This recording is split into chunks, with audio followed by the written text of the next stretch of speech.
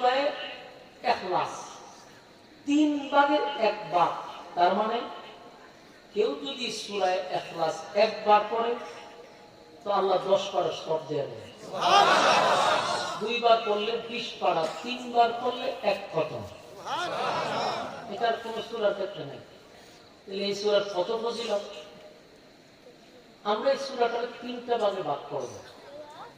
3 ভাগে ভাগ করে আমি আপনাদেরকে আলোচনাটা শোনাইলে আপনারা একটা কমপ্লিট সাবজেক্ট ভিত্তিক আলোচনা নিয়ে বাড়িতে যেতে পারবেন।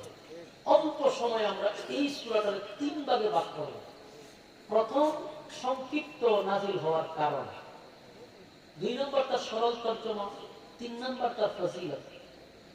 এই 3 নম্বর গেলে আমরা বাড়ি যাব ইনশাআল্লাহ। প্রথম, এই সূরা নাজিলের যে মেইন কারণটা হলো রাসূল যখন কালেমার দাওয়াত দিত তখন মক্কা নগরীতে 3টা দল আগে থেকে ছিল। দ্বিত্ববাদী, কৃত্যবাদী, বহুবাদী। খ্রিস্টান, ইহুদি, মূর্তি পূজারী। এই 3 দলে তারা তাদের ধর্ম প্রচার করে। আল্লাহর রাসূলকে দাওয়াত দিয়েছে ছিল একত্ববাদী খোদার দাওয়াত। তো মক্কার মানুষ তারা বলা বলি করতে লাগলো, আমরা বাপ দাদার ধর্ম বাদ দিয়া এতগুলা খুদা আমাদের প্রেক্ষা, একজন খুদার কাছে আমরা যাব কেন? এদের যুক্তি হলো যে আমাদের খুদা আছে 360 জন, আমরা একজন খুদাকে মানব কেন? ইহুদিরা বলে আমাদের খুদা আছে 2 জন, খ্রিস্টানরা বলে আমরা খুদা আছে 3 জন। তাহলে খুদা সবচেয়ে কম হইল মুহাম্মদের, আমরা কেন তার দলে যোগ দিব? এগুলো তাদের মাথা মোড়ার যুক্তি। এখন এরা বহুভাবে রাসূলকে কালেমার দাওয়াত দিতে গিয়ে বাধা দিচ্ছে, আক্রমণ করছে, রক্তাক্ত করছে। কোনোভাবেই যখন কাজ হচ্ছে না, শেষ পর্যন্ত তারা একটা সিদ্ধান্ত নিচ্ছে যে আমরা মুহাম্মদের কাছে যাব, সেখানে গিয়ে আমরা প্রশ্ন করব।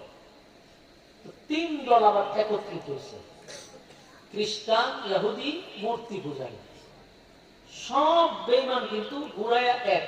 খ্রিস্টান, ইহুদি, মূর্তি পূজারীতে ঘুরাই কিন্তু এক জায়গাতে গিয়ে মিলিত হয়, সবগুলো আল্লাহ বিরোধী। তো এই 3 দল একত্রিত হয়ে আল্লাহ রাসূলকে বলল যে আমরা আসছিলাম আপনার কাছে কিছু বিষয় জানার জন্য। কোন বিষয়? বলে আমরা জানতে চাই আপনি যে একত্ববাদী খোদার দাওয়াত দেন, সেই খোদা টোটাল কতজন? আপনারা প্রশ্নগুলো হাতে গণবেন। 1 নম্বর প্রশ্ন, আপনার আল্লাহ টোটাল কতজন? ছিল তাদের প্রথম প্রশ্ন। 2 নম্বর প্রশ্ন হলো আপনার আল্লাহ করে থাকে কি করে? কাজ কাম করেনি, খায়নি, ঘুমায়নি। এই হলো তাদের 2 নম্বর প্রশ্ন। 3 নম্বর প্রশ্ন হলো আপনার আল্লাহ বিয়া শাদী করছে কিনা, বাচ্চা কাচ্চা আছে কিনা। এটা তাদের 6 নম্বর প্রশ্ন। 3 নম্বর প্রশ্ন। 4 নম্বর প্রশ্ন হলো আপনার আল্লাহর ক্ষমতা কি পরিমাণ, আমাদের খোদাদের সাথে লাগলে পারবে কিনা। নাউজুবিল্লাহ। এই হলো 4 প্রশ্ন। আল্লাহ এই 4 প্রশ্নের জবাবের উত্তরে সূরা ইখলাস নাযিল করছে। এই ভাই, এই যে পোলাপানগুলো ভাই আসতে আমরা কি ফাজলামি করতেছি না? হ্যাঁ, আমি করতেছি ওয়াজ আর এরা ভাই হাসতেছে। আপনারা হাসতেছেন না তো কোরআনের সাথে অবমাননা করতেছেন। আমি কি ইচ্ছা করতেছি না কোরআন করতেছি, কোরআনের ব্যাখ্যা দিতেছি না। আপনি যদি আমার কথা থেকে আপনি কথা বলেন তো কোরআনের অপমান করলেন। আপনার আমরা তো ফিডানি দরকার, আধা ঘন্টা আমার বাড়ি ফলে আবার ঠিক করুন। এই একটা কথা বলতে বাইন্দাই নেই, চিন্তা করছেন ব্যাখ্যা। আমি কথা বলতেছি ব্যাখ্যা বুঝতাম, বাপ দাদার ইচ্ছা শুরু হয়েছে তেমনি আসতি। মনোযোগ দিয়ে শোনেন, রাত না ঘুমায় আপনি বলছেন, তাহলে যদি ওয়াজও না শুনলেন তা আপনার মতো বুকা কেউ আছে আরামে ঘুম ভরে এভাবে হাসে। কি দরকারটা আমার গুনার বোঝালে মাথা দেওয়া? আমি আজকে ওয়াজ শুনলাম, ঘুম বাদ দিয়ে নর্মালি শাড়ির মধ্যে বলি। আমার তো কষ্ট আপনার বেশি, তা আপনি হাসলেই যদি কেউ লাভ তৈরি হবে। এই জন্য হাসছেন না, বসুন, মনোযোগ দিয়ে শুনেন, কথাগুলি বাড়িতে নিয়ে যেতে পারবেন। প্রশ্ন করছে কটা? কটা? এখন এই 4 প্রশ্নের জবাব দেওয়ার জন্য আল্লাহ সূরা ইখলাস নাযিল করছেন। এই হলো নাযিলের কারণ। নাযিল হয়েছে কেন? 4 প্রশ্নের জবাব দিচ্ছে। কারণ আল্লাহর রাসূল নিজের থেকে কোনো কথা বলে না, আল্লাহ যা বলে নবী তা বলে দেন। 4 প্রশ্নের জবাব দেওয়ার জন্য আল্লাহ সূরা ইখলাস নাযিল করেছে। এখন আসুন আল্লাহ কি বলছে আমরা একটু শুনি। আল্লাহ বলেন, কুল হুয়াল্লাহু আহাদ। 1 নম্বর প্রশ্ন। আল্লাহুস সামাদ। 2 নম্বর প্রশ্ন। লাম ইয়ালিদ ওয়া লাম ইউলাদ। 3 নম্বর প্রশ্ন। ওয়া লাম ইয়াকুল লাহু কুফুয়ান আহাদ। 4 নম্বর প্রশ্ন। প্রশ্ন আয়াতে মিল আছে নি? এখন উত্তর। আল্লাহ বলতেছে, কুল হুয়াল্লাহু আহাদ। নবী আপনি বলুন আমি আল্লাহ এক, অদ্বিতীয়। কুল হুয়াল্লাহু আহাদ। নবী আপনি বলুন আমি এক, আমার কোনো শরীক নাই, আমার কোনো সাথী নাই, আমার কোনো সঙ্গী নাই। আল্লাহ ছাড়া কোনো মাবুদ নাই, কোনো ইলাহ নাই। বলুন আমাদের মালিক কয়জন? আল্লাহ ছাড়া কোনো মাবুদ নাই, কোনো ইলাহ নাই। আল্লাহ বলেন, বন্ধু আপনি জানায় দেন আমি আল্লাহ এক, অদ্বিতীয়। তাহলে তাদের প্রশ্নের জবাব তারা পেয়ে গেছে। প্রথম প্রশ্নের জবাব যে আপনার আল্লাহ কয়জন? আল্লাহ হয় আমি একক, আমি একক, আমার কোনো সাথী নাই, সঙ্গী নাই, ইলাহ নাই। প্রথম জবাব তারা পেয়ে গেল। 2 নম্বর প্রশ্ন হলো আপনার আল্লাহ করেটা কি? আপনার আল্লাহর কাজ কি? আল্লাহ বলেন আল্লাহুস সামাদ। আমি কার উপর মুনাফিক না, আমি কার উপর ডিপেন্ড করি না, কার উপর নির্ভর করি না। আমরা আল্লাহর উপর নির্ভর করি, কিন্তু আল্লাহ কি কার উপর নির্ভর করে? আল্লাহ কার উপর নির্ভর করে না, তাই আল্লাহর কোনো কাজ কাম নাই। মালিক কার উপর নির্ভর তো করে না। আল্লাহর ঘুমও নাই, আল্লাহর তন্দ্রাও নেই। না ঘুম আছে? তন্দ্রা আছে? আল্লাহ বলেন لا تأخذه سنة ولا نوم। আমার ঘুম নাই, আমার তন্দ্রাও নেই। এই মানুষ ঘুমায়, মানুষের ঘুম আছে, মানুষের খাবার আছে। মানুষ কার উপর নির্ভর করে? মানুষ একটা নির্ভর। মানুষ কারো না কারো মাধ্যমে চলতে হয়, মানুষ কারো সাহায্য ছাড়া চলতে পারে না। আল্লাহ হয় আমার ঘুম নাই, খানা নাই, আমার কোনো কিছু নাই। 2 নম্বর প্রশ্ন তারা পেয়ে গেল আল্লাহুস সামাদ। 2 নম্বর প্রশ্ন। 3 নম্বর হলো তারা প্রশ্ন করছে আপনার আল্লাহ টোটাল, আপনার আল্লাহ বিয়ে শাদী করছে, বাচ্চা কাচ্চা আসেনি? কারণ খ্রিস্টানদের তো একটা সিস্টেম হলো এরা মরিয়মরে মনে করে আল্লাহর বিবি, নাউজুবিল্লাহ। ঈসা আলাইহিস সালামকে মনে করে আল্লাহর ছেলে, নাউজুবিল্লাহ। এইজন্য খ্রিস্টানরা প্রশ্ন করে আপনার আল্লাহ বিয়ে শাদী কটা করছে? নাউজুবিল্লাহ। আল্লাহ তার জবাবে বলেন লাম ইয়ালিদ ওয়া লাম ইউলাদ। আমি কারো কাছ থেকে জন্ম নেই নাই, কাউরে জন্ম দেই নাই। লাম ইয়ালিদ ওয়া লাম ইউলাদ। আল্লাহ কিন্তু জানায়া দিচ্ছে আমি জন্ম নেই নাই, জন্ম দেই নাই। তাহলে তাদের 3 নম্বর প্রশ্নের জবাব তারা পেয়ে গেল। 4 নম্বর প্রশ্ন হলো যে আপনার আল্লাহর শক্তি কি পরিমাণ? আমরা যে এত ক্ষুধা লাগলে পারবনি, নাউজুবিল্লাহ। এরা যে ক্ষুধা 360টা, প্রত্যেকটা ক্ষুধার পিছন দিয়া জাগা মতো বাস ঢুকানো। কোন ক্ষুধা কি এদের বাস ছাড়া ছাড়া আছে? প্রত্যেকটা ক্ষুধার পিছন দিয়ে নিজেরাই বাস ঢুকাছে, ক্ষুধার পিছন দিয়ে বাস ঢুকাইতে নিজে বানাই না। আল্লাহ নবীর কাছে বলে আপনার ক্ষুধার শক্তি কি পরিমাণ? আল্লাহ ভাই আমার আল্লাহর শক্তি কি পরিমাণ সেটা কোরআনে বলে দিয়েছেন ওয়ালাম ইয়াকুল্লাহু কুফুয়ান আহাদ। আমার সমতুল্য, আমার সমকক্ষ কেউ নাই, কেউ নাই, কেউ নাই। আল্লাহ নিজেই বইলা দিচ্ছে আমার সমতুল্য কেউ নাই, না আছে। নমরুদ নাম শুনছেন?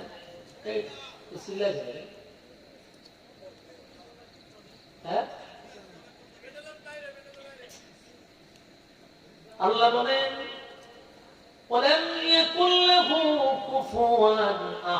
আমার শক্তি আমার সমতুল্য কেউ নেই। নমরুদ কিন্তু নিজের খোদা দাবি করছে, জানেননি? ফেরাউন দাবি করছে। নমরুদকে আল্লাহ রাজত্ব দিছিল, কিন্তু নিজের খোদা দাবি করে বসে রয়েছে। এই খোদা দাবি কইরা এই মূর্তি পূজারীরা নবীরে যে প্রশ্ন করছে, ঠিক তেমনি ভাবে নমরুদ ইব্রাহিম নবীরে সেই প্রশ্নই করছে। এটা হলো মূর্তি পূজারীদের প্রশ্ন, যে আল্লাহর সাথে হারমোনি। নমরুদ ইব্রাহিম খলিলুল্লাহকে বলে, তোমার আল্লাহ কি আমার সঙ্গে যুদ্ধ করলে পারবো? নাউজুবিল্লাহ। ইব্রাহিম খলিলুল্লাহ বলে, সম্ভব না ফরমান, আমার আল্লাহর সঙ্গে তুই পাল্লা দিতে যাস, যেই মালিক তোরে সৃষ্টি করল। কিন্তু নমরুদ কয়, আমার সংখ্যা বেশি, আমার বাহিনী বেশি। তোমার আল্লাহ যদি শক্তি থাকে বলো আমার সঙ্গে যুদ্ধ করতে। জোরে কর নাউজুবিল্লাহ। ইব্রাহিম খলিলুল্লাহ বলে, মালিক এই না ফরমান সীমা লঙ্ঘন করছে, সীমা লঙ্ঘন করছে, আপনার সঙ্গে যুদ্ধ করতে চায়, তার কত বড় স্পর্ধা। আল্লাহ বলেন, ইব্রাহিম সে যদি যুদ্ধ করতে চায় তাহলে তারে বলে প্রস্তুত থাকতে। ইব্রাহিম খলিলুল্লাহ বলেন, প্রস্তুত থাক। আমরা সব কিছু কথা বলতে পায়ে ঢুকতেছে, কোনো কমন সেন্স নাই। যেখানে একটা কথা চলতেছে আমরা একটু কথা না বলি, রাজনৈতিক মঞ্চ মনে করে ঢুকতে চাই। আল্লাহ বলেন, নমরুদ যদি আমার সঙ্গে যুদ্ধ করতে চায় বলে প্রস্তুত থাকতে। ইব্রাহিম খলিলুল্লাহ বলেন, তুই না আমার মালিকের সঙ্গে যুদ্ধ করতে চাস, তাহলে প্রস্তুত হ, প্রস্তুত হ। নমরুদে করছে কি, 50 কিলোমিটার এরিয়া নিয়ে বাহিনী সাজাইছে। চিন্তা করেন, মানুষ যখন সীমা লঙ্ঘন করে তখন মানুষের হাতে জ্ঞান থাকে না, কার সাথে কি পাল্লা দেয়। চিন্তা করছেন না, এক বাউলে আল্লাহরে নিয়ে গালি দিছে, শুনছেন না? আবার এর পক্ষে সাফাই গেতেছে কিছু নামদারি মুসলমান, এটি নাস্তিকের গুড়ার থেকে দিয়েছে। আমার কতই লোক গালিটা কারে দিছে চিন্তা করা দরকার। গালিটা আল্লাহরে দিছে, আবার এই লোকের পক্ষে কিছু সুশীলরা এখন তার পক্ষে দিছে, কিছু সুশীল বুদ্ধিজীবী নামক প্রতিবন্ধীরা তার পক্ষে দিছে। একবারও চিন্তা করলো না যে গালিটা আমার আল্লাহরে দিছে। চিন্তা করেন, আশ্চর্য হওয়ার মতো যে আল্লাহরে গালি যে দিছে তার পক্ষেও লোক আছে। নাউজুবিল্লাহ। কত বড় খারাপ এই দেশের মানুষকে। ভূমিকম্প কিন্তু আল্লাহ ভূমিকম্প দিব, তো আরো দিব, গজব দিয়া দেশ ধ্বংস করে দিব আল্লাহ। আল্লাহরে যেই জমিনে গালি দেয় সেই জমিনে তার পক্ষের লোক আছে। নাউজুবিল্লাহ, নাউজুবিল্লাহ। এটা ভাবলেই তো খারাপ লাগে। আপনাদের এলাকায় যদি কোনো বাউল আয় গান গেছে, বাইন্ডা কইয়া একেবারে শেষ করে দিবেন। বাউলদের স্থান যেন আপনাদের এলাকায় না হয়। দেখি মন কে বলছেন, ভিতরে ভিতরে আরো সাথে আছেন, ইমান থাকতো না। শুনেন, আপনি যে কোনো দল করতে পারেন, কিন্তু ইমানের ক্ষেত্রে তো কাউকে ছাড় দেওয়া যাবে না। আমার আল্লাহ যদি গালি দেয়, আমি আমার বাপরও চিনব না, জায়গা খতম করবো না। আমার নেতায় যদি দলের আমার আল্লাহ এবং নবীকে নিয়ে গালি দেয়, নেতারে তুতু মারতে দিলি করবো না। কারণ এখানে আমার ইমানের প্রশ্ন। আল্লাহরে গালি দিল, আবার এর পক্ষে লোক আছে, এর পক্ষে আরো লোক আছে। ওই যে সুন্নি নামক কিছু বক্তা আছে না, আমাদের এলাকাতে মনে নাই, লাল নীল বাতি ধরে দেয় ওয়াজ করতে হয়, এই ভণ্ডগুলিও বাউলদের পক্ষে। আল্লাহরে গালি দিছে কিন্তু হে বাউলের পক্ষে। কারণ এই ভণ্ড সুন্নি বক্তাগুলি এক সময় বাউল আছিল। বাউল বাত নাই, ফুল টু খতম নাই, কে ফাঁকি তুলে লাগায় বসে ওয়াজের মাঠে। ওয়াজের মাঠায় ওয়াজের মাঠটা ধ্বংস করে দিছে। ওয়াজের নামে এক গান আর জিকির দিয়া শেষ। এজন্য আমার আল্লাহ এবং নবীর বিরুদ্ধে যদি কেউ যায়, সে আমার আপন বাবা হোক, আমি তার সাথে নাই। ইনশাআল্লাহ। নমরুদ কত বড় সাহস, আল্লাহর সাথে যুদ্ধ করতে গেছে। আল্লাহ এরকম রেডি থাকতো, হে না 50 কিলোমিটার এরিয়া নিয়ে বাহিনী তৈরি করছে, কারণ ফেরাও নমরুদ আসলে গোটা পৃথিবীর বাদশা। আল্লাহ তাআলা কি বানাইছে? গোটা পৃথিবীর বাদশা বানাই দিয়েছে। চিন্তা করেন আল্লাহ কত বড় নিয়ামত তারা দিচ্ছে, গোটা পৃথিবীর বাদশা, আসমানের নিচে যত জায়গা সব জায়গায় বাদশা। তো 50 কিলোমিটার এরিয়া নিয়ে বাহিনী রেডি করছে, লোহার পোশাক পরছে। হয় তোমার আল্লাহ যতই বোমা মারো, আমরা যে পোশাক বানাইছি এই পোশাক দিয়ে বোমা ধরতো না, লোহার পোশাক বানাইছে, বাহিনী তৈরি করছে বিশাল এরিয়া নিয়ে। ইব্রাহিম আলাইহিস সালাম আফসোস করে, আয় আফসোস, তুই কত বড় নাদান এবং তুই কত বড় কপাল পোড়া, সৃষ্টিকর্তার সাথে যাচ্ছে যুদ্ধ করতে। তুই কতক্ষণ পরে জিজ্ঞাসা, ইব্রাহিম তোমার আল্লাহর বাহিনী তো আয়া না, আমরা তো প্রস্তুত। আল্লাহ হয় তার এখন আইতেছি। ইব্রাহিম নবী বলতেছে আসতেছে, অপেক্ষা কর। কেউ চতুর্দিকে তাকায়, বাহিনী তো খায় না। হঠাৎ করে তাকায় দেখে আসমানের উপরে কালো ধোঁয়ার মতো শাঁসা করে নিচে নামতেছে বাহিনী, আল্লাহর বাহিনী। আল্লাহ এমন এক বাহিনী পাঠাইছে যেগুলারা আপনি আমি তাহা দিনে হলো মশা। কি মশা? হে উপর দিয়ে তাকায় দিয়ে শাঁসা করে নামতেছে। হে হাসে, বাহ বাহ, আমরা এত বড় বড় বাহিনী নামাইছি, তার তোমার আল্লাহ ছোট ছোট মশা পাঠাইছে, খা ভাই মেরালাম, সত্তা ভাই মেরালিল। কিন্তু মশার লাইন নেই, সর্বপ্রথম লোহার পোশাকের ভিতরে ঢুকছে, ছিদ্র দিয়ে সব ঢুকছে, ঢুকিয়া হ্যাবলেটের ভিতরে ঢুকছে, নাকে মুখে ঢুকিয়া। এটা দুনিয়ার মশা না, দুনিয়ার মশা তো রক্ত খায়, আর এই মশার রক্ত না, গুস্ত হাড্ডি সুগাটাই না বেঁচে। ঢিল মিশিং আছে না, ঢিল মিশিং তারই গুতা, সারা শরীর ঝাঁঝরা করে দিচ্ছে মুহূর্তের ভিতরে। চোখের পলকে তার এত হাজার হাজার বাহিনী সাথে সাথে মাটিতে লুটায় পড়ছে, কিন্তু আল্লাহ তারে ধরে নাই, তার শরীর আক্রমণ করে নাই। কিশোর গ্যাং নাকি, হ্যাঁ, উশৃঙ্খল দেখা যায়। এই সমস্ত বাহিনীগুলা নিমিষে মাটিতে হুতায় দিছে, সবগুলো চাষরা বানাই দিছে। নমরুদরা সব দেখতেছে, কিন্তু নমরুদের শরীরে একা কথা, একটা মশা প্রতিবন্ধী। কি বন্ধী? প্রতিবন্ধী বুঝেননি? হাত পাও লুলা, শরীর করে বালা। আল্লাহ আমার যে তো সব কাজ করেছেন, আমি কোন কাজে? আল্লাহ চলে যায় বড় কাজ করা। মশা ঢুকিয়ে গেল তার হ্যান্ডেল না ঢুকেই এক তেলায় মগজ। চিন্তা করে একটা মশা কিন্তু শরীরে থাকবে কত ব্যথা, এটা তো মগজ খানো পারে। বুঝেননি কি অবস্থা? আল্লাহ বলেন নমরুদ আমার সঙ্গে টাক্কর দিতে গেছে, আমার দেওয়া নিয়ামত খাইয়া, আমার জমিনে হাইটা, আমার দেওয়া নিয়ামত ভোগ করার পরে আমি আল্লাহর সঙ্গে পাল্লা নিতে যাই। আল্লাহ মশা পাঠাইল, মশা পাঠাইয়া নমরুদের নাকের ভিতরে ঢুকাইয়া মগজের ভিতরে নিয়ে মশারে বসায় রাখছে।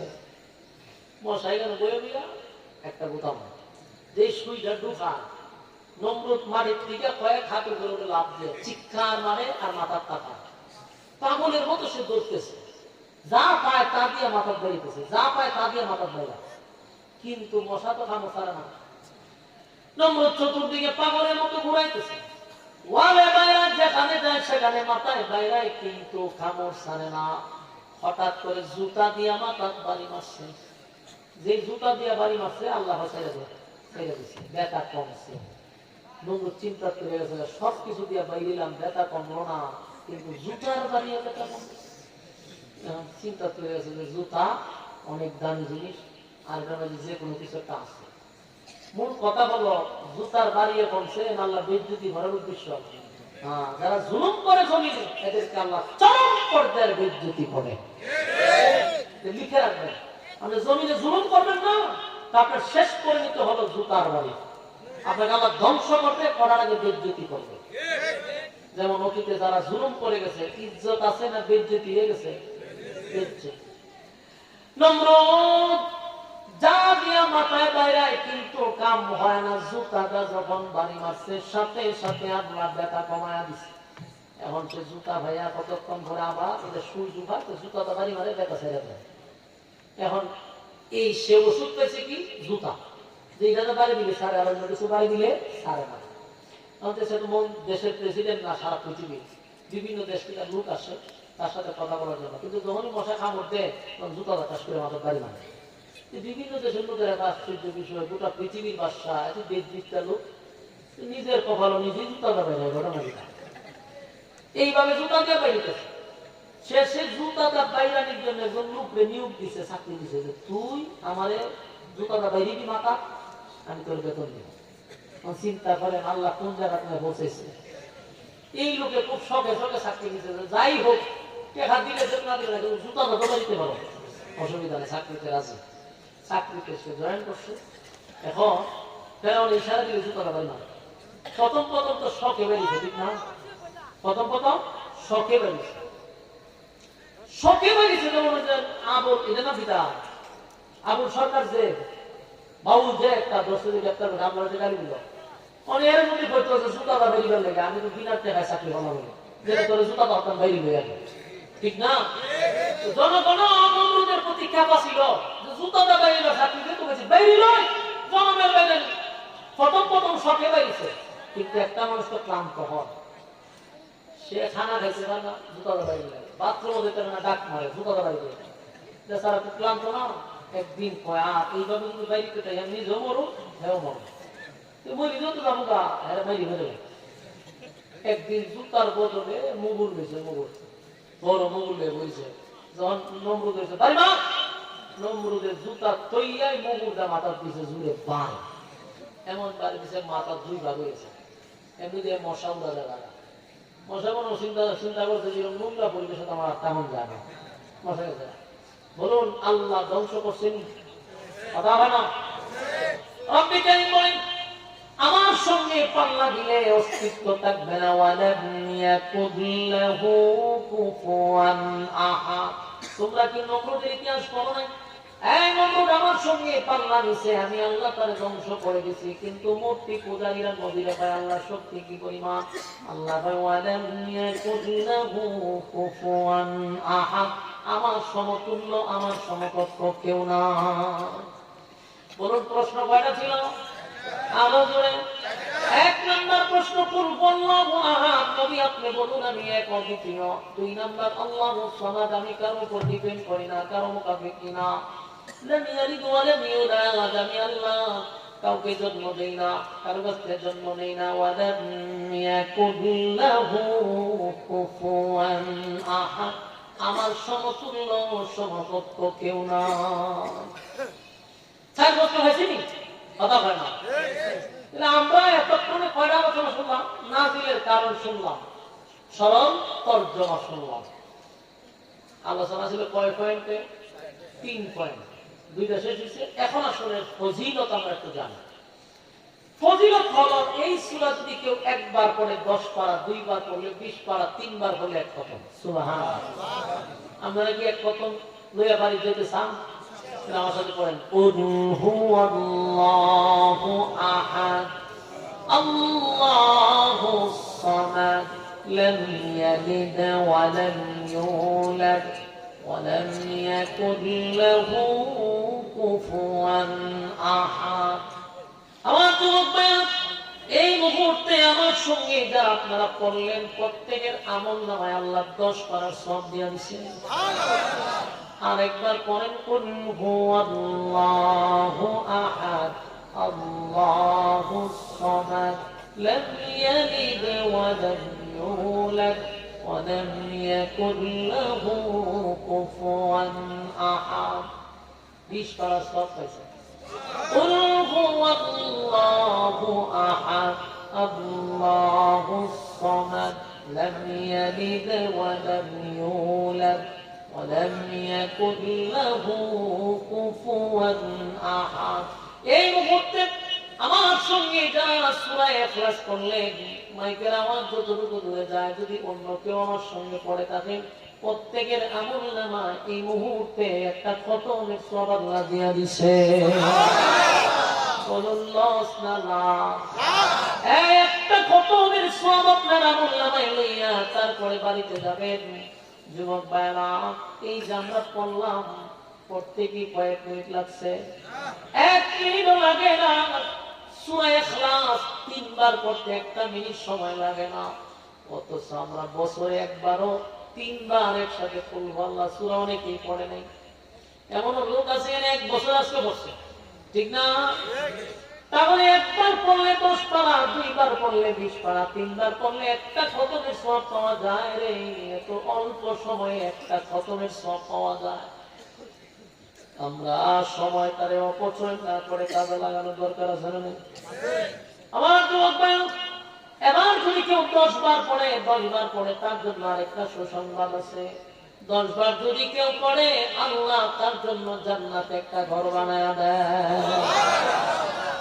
এখন আমরা যদি প্রতিদিন 10 বার পড়ি, একটা করে জান্নাতে বাড়ি পাবো। আপনারা মনে মনে চিন্তা করতে দূর এত বাড়ি আমরা করুন কি? হ্যাঁ, উত্তর প্রশ্ন তো অভাব নাই, কোন দূরত্বটাই দেখি কথা। আমি আপনাদেরকে একটা প্রশ্ন করি উল্টা, আমরা যখন এত বাড়িতে কি করতেন? দুনিয়াতে আপনার হায়াত কতদিন? 60 বছর, ধরেন 60 বছরের মধ্যে 20 বছর বাদ দেন, কারণ 20 বছর 25 বছর তো আপনারা প্রতিষ্ঠিত হয়েছে, ঠিক না? 30 বছর টাকা, তাহলে আর হইলো 30 বছর। আমার 10 বছর বাদ দেন, আমার বার্ধক্য করতে গেছেন না, তখন তার উত্তর না হারতে পারেন না, হইলো কয় বছর? 20 বছর মাঝখানে। এই 20 বছর আপনি সংসার করেন, বাচ্চাটাকে জন্মদিন, বাচ্চাদেরকে কেয়ার করেন। এই 20 বছরের জীবনের জন্য আপনি ঢাকাতে হাসটা বাড়ি, আমি সিঙ্গাপুরে বাড়ি, কানাডায় বাড়ি, আমি এই দেশে বাড়ি, সুইস ব্যাংকে টাকা। প্রশ্ন হইল মাত্র 20 বছরে আপনার এত বাড়ি লাগে, দেশে বিদেশে লাগে, আপনার সুইস ব্যাংকে বলতে আপনার টাকা লাগে, দেশের রুট বাহিরে আপনি বাড়ি করেন।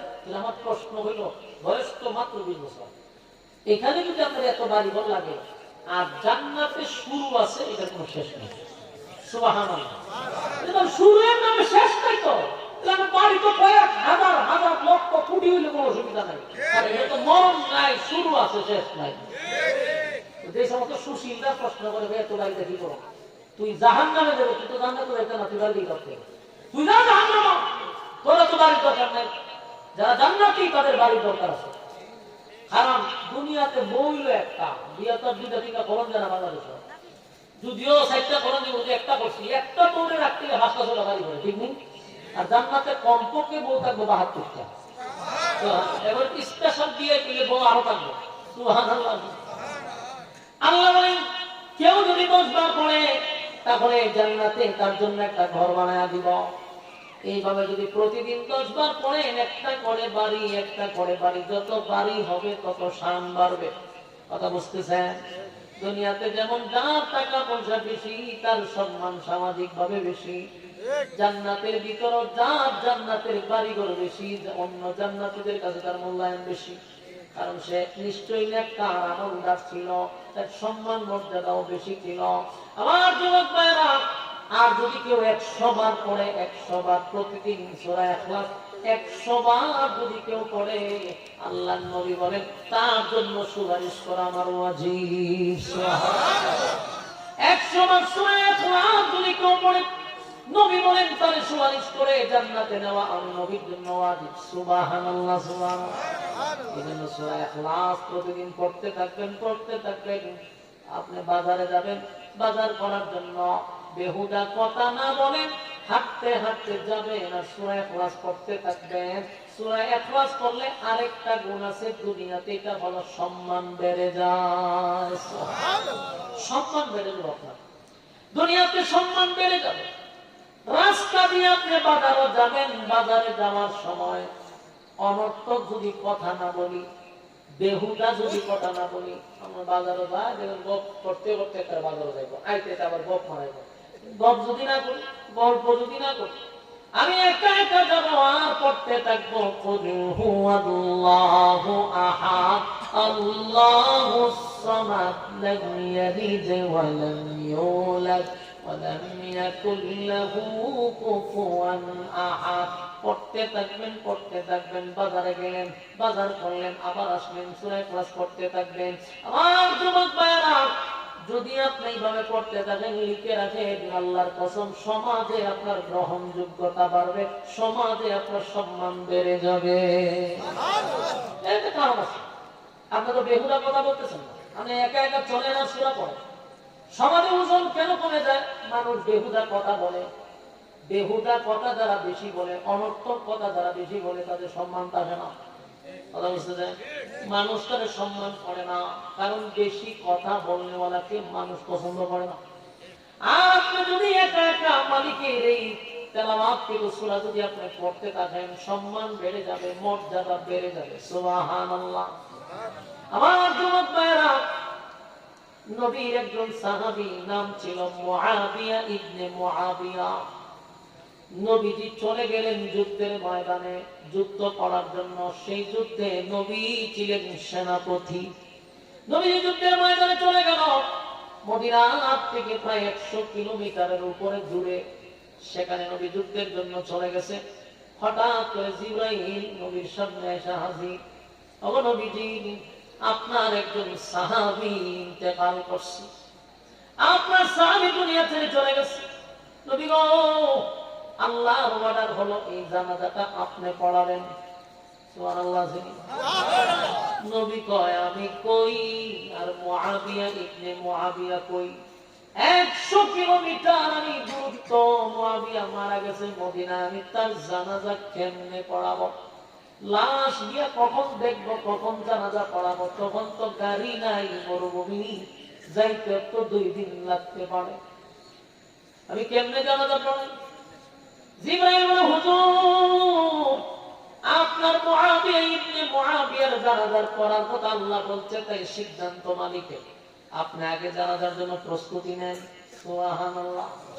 বলুন নবী কোথায়? যুদ্ধের ময়দানে, মদিনা থেকে 100 কিলোমিটারের উপরে দূরে, সেখানে নবী জামাতের জন্য প্রস্তুতি নিছে। আল্লাহর হাবিব জানাজার নামাজের জন্য প্রস্তুতি নিল।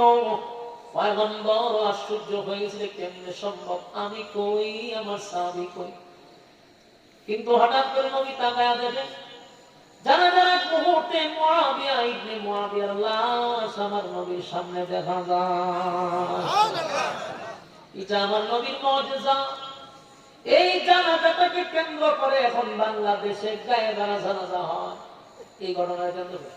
কিন্তু আমার প্রশ্ন হলো, গায়েবানা জানাজা জায়েজ আছে না না? সেটা মুফতিরা ফতোয়া দিবনে এতটুকু বুঝাইতে চায়, আমার নবী যে চক্ষু ছিল সেটা কি আমাদের আছে?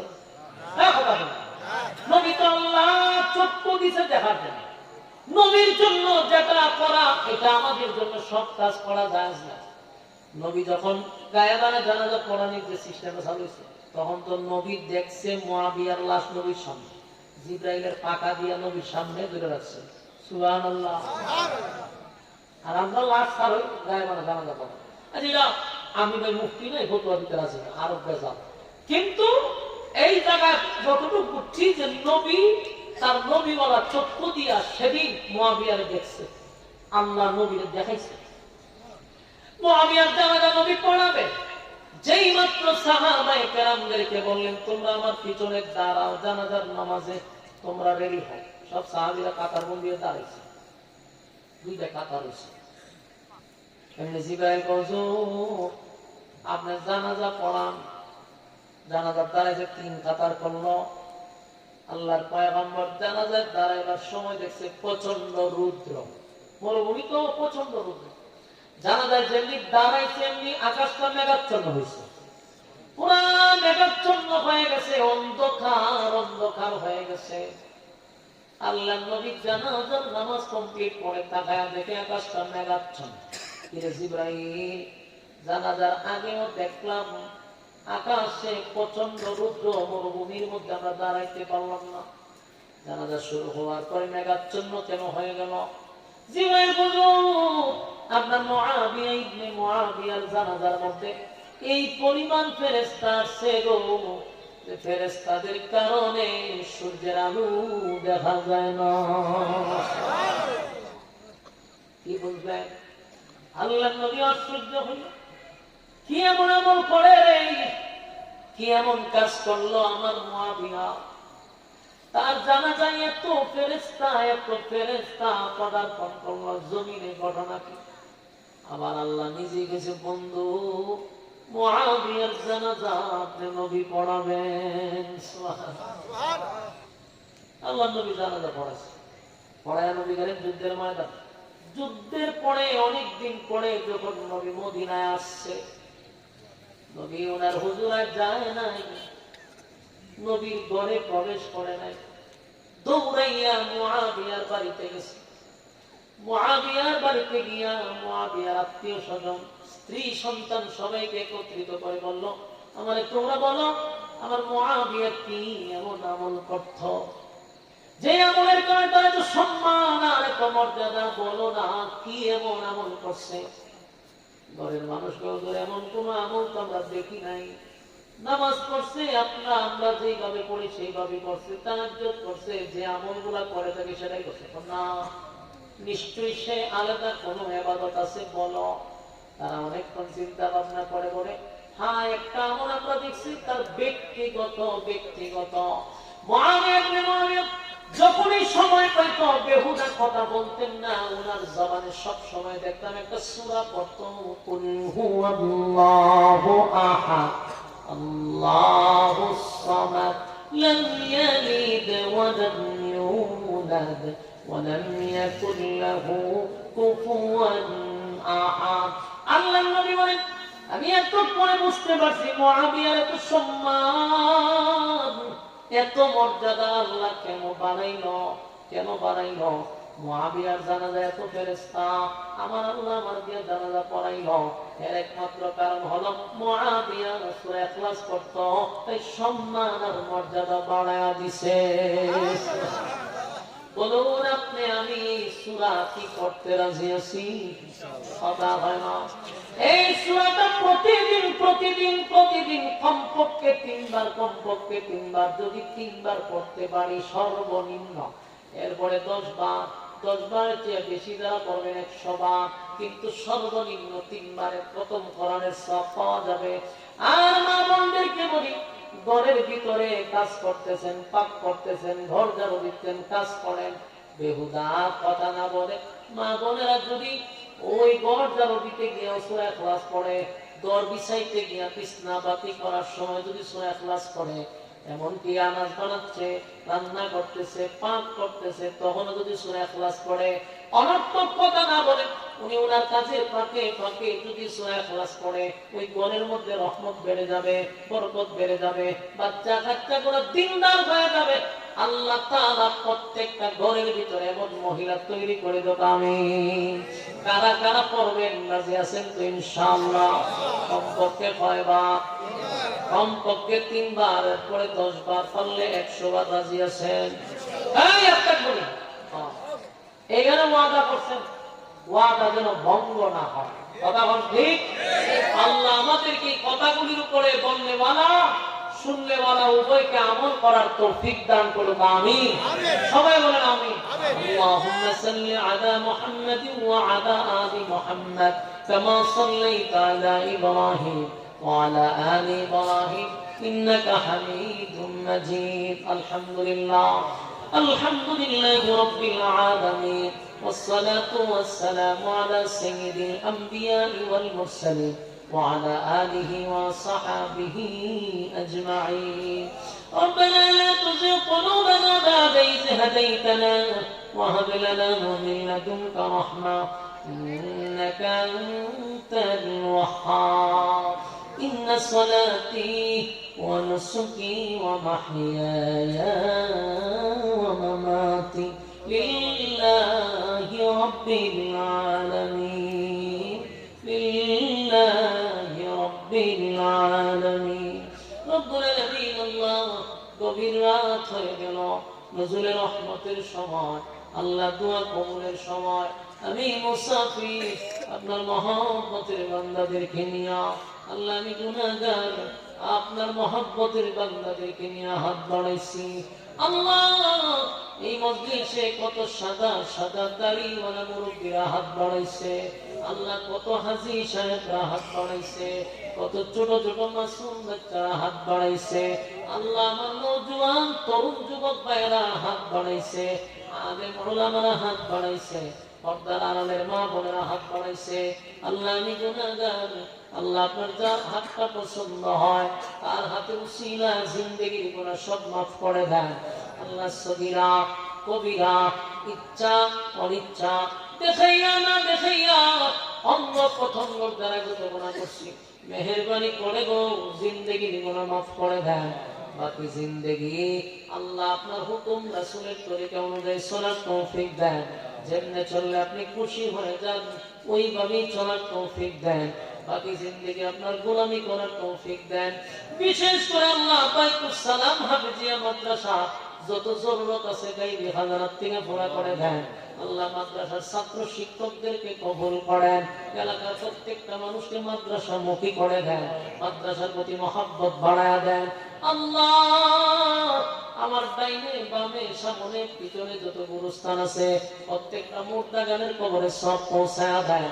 আল্লাহ যে যে আশা লইয়া দুইটা হাত আপনার দরবারে বাড়াইছে কেউ রে খালি হাতে ফিরাইয়া দিয়েন না। আল্লাহ জীবনের সব গুনার উপরে লজ্জিত হইয়া আপনার দরবারে হাত বাড়াইছে, মেহেরবানি করে গো জিন্দেগির গুনাহ মাফ করে দেন। বাকি জীবন শয়তানের ওয়াসওয়াসা থেকে হেফাজত করার তৌফিক দান করেন। আল্লাহ বিশেষ করে এই মজলিসে অনেকের মা নাই বাবা নাই, আল্লাহ কবরে চলে গেছে, তাদের জন্য দোয়া চাইছে। আল্লাহ তাদের কবরে সব পৌঁছায়া দেন। যারা জীবিত আছে হায়াত বাড়ায়া দেন। শেষ দরখাস্ত, গভীর রাত্রে যা বললাম যা শুনলাম আল্লাহ নবীর জুতার দুলার বরকতে দুয়ারে কবুল করেন। নবীজির জুতার দুলার বরকতে দুয়ারে কবুল করেন। সুবহানা রাব্বিকা রাব্বিল ইজ্জাতি আম্মা ইয়াসিফুন ওয়া সালামুন আলাল মুরসালিন ওয়ালহামদুলিল্লাহি রাব্বিল আলামিন।